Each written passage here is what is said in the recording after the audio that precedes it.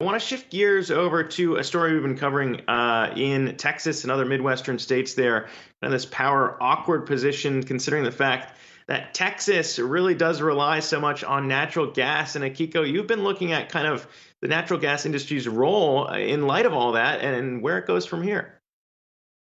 Yeah, Zach, we were talking about this earlier this week. It's been interesting to see the finger pointing that has happened in the aftermath of these power outages, as we often see it after some natural disasters. But I've been looking through the numbers here that's provided by the Energy Information Administration, and it really does highlight what you just said about just the dominance of fossil fuels within Texas.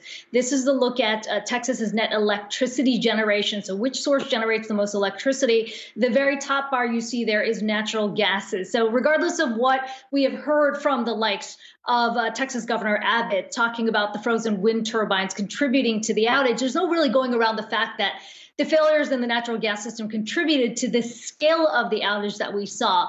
And the interesting backdrop to all of this is that we have seen the natural gas industry increasingly face a lot of skepticism about the claims that they are, in fact, a cleaner fuel energy. Because at the end of the day, while it is much cleaner than coal, it still is generated by fossil fuels.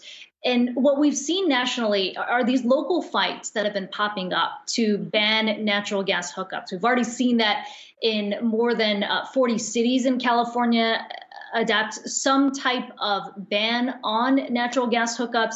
We saw earlier this year, New York City Mayor de Blasio talking about a potential ban on new developments. We've seen Seattle pass a similar law. We've seen Denver as well. So there does seem to be a lot of momentum building in this push to electrification. And the American Gas Association says, of course, that they've got 180 million Americans who use natural gas. It's not feasible to transition completely to renewables, but it does feel like this fight that has kind of been brewing under the surface in these local markets have now kind of spilled over in Texas, as we've seen this huge failure in the powers there.